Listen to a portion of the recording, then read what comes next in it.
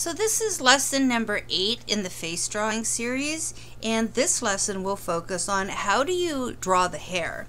So I'm starting with reference. I'll bring up the Jennifer Aniston picture again. So the first thing that you have to do when you're drawing hair is you have to draw in the direction of the texture. So starting up here, right, we notice where her hairline is. It's just over to the side. So I'm just going to demonstrate this on a simple picture. So first thing I need to do is do the part. Remember, it can't go straight up and down because her head is a sphere. So it has to go around like this. The other thing is it's got to go up and over her head. Okay, so once I establish that, now I can start putting the lines in, and sometimes it helps just to take your pencil and go right over the photo. So if I start here at the base and I go, oh, my pencil goes up as I follow the hair, it goes out, and then it drops down like this. And you can almost go, okay, so what happened? I went up, I went over, and it goes out past your head and down like this. So to start, we would just start putting all the lines in. And you notice if I start to get here, they're sweeping back that way. So it goes up, over. I'm watching where the eyes are. There we go. Where does the hair go in relation to the eye? It's right about there. And you would sit there and start to build up by putting all the lines in. There's her neck. Remember things to watch out for. Don't leave a gap from here to here. Right? There's hair at that point. And same thing on this side. What's happening over here? It's going out. So one of the things to watch for is make sure you're not doing this. Right? You don't cut off the top corner of the hair. Remember, it goes up before it goes out. And it goes around the skull. So again, her hair is mostly straight and long, so my lines are mostly straight and long. Where they start to curl in like this, I'm going back to her jaw. It's over here.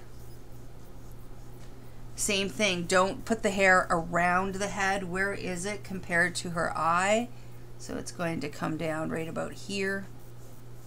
And we start to build it up like that. All right, something like, here's a young Justin Bieber. So that kind of hairstyle is different. We have shorter hair, so we're going to use shorter lines. And also, it's starting at the back of the skull and coming forward. So same thing, we can't go straight up and down. The hair is going around the sphere. So if the eyes are here and here. So I'm going to start at the back and I'm going to swoop the lines like this, and I'm like, okay, now what happens? It comes over this way, and I would build up a series of lines, okay, coming down right towards the location to his eyes, right above his eyes, and I'm going to start to build up this way. Just zoom in a little bit more right there. So the other thing, again, his hair doesn't stop at the skull. It's got volume. So you have to go over and outside of the skull line. And then it comes down halfway to the nose. It's going to sink in a bit here. And we're just going to continue to build up all those lines. All right. One last one, a little hard to see on here, is I pulled up this picture of Rihanna with when you have really curly hair. What do you do in that situation? So in that case, we would start like this. And the usual, we figure out where the part line is. And then, so where before I was just using straight, what I'm going to do is I just have to start doing this. And usually I'll start by building up the flatter areas first. Oh, sorry, let's focus this a bit more. Okay. I can't have the picture on screen at the same time. The Elmo won't pick it up. Okay, so at this point, now, am I going to go in and exactly copy every single little curl? No, it's just too hard to do. So you kind of get the gist of it is you just start to figure out the length of those lines. So if someone's got short curly hair, the curls will be up here. If someone has long curly hair, the curls won't start till down to this area. And same thing, you got to start by building up all the lines, all the shapes first to get you started. Okay, so once you're ready to do the hair, let me just take a little area. So step number 1, figure out the direction of the lines, figure out the length of the line. And you get something that kind of looks like that. So I don't like the white in between all these lines. It makes it look see-through. So to get it to look solid, Kleenex, spongy, just by, again, also still following the direction of the line, I'm filling in the white space. So we want there to be some solidity. That doesn't sound right. Not see-through. So that'll help.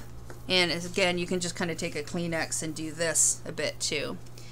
And then you need to start to go back. And when you look at people's hair, it's not all one color. So I'm just going to bring this picture back up again. There's chunks. So you can see here, there's a darkness in here and then that's light on top.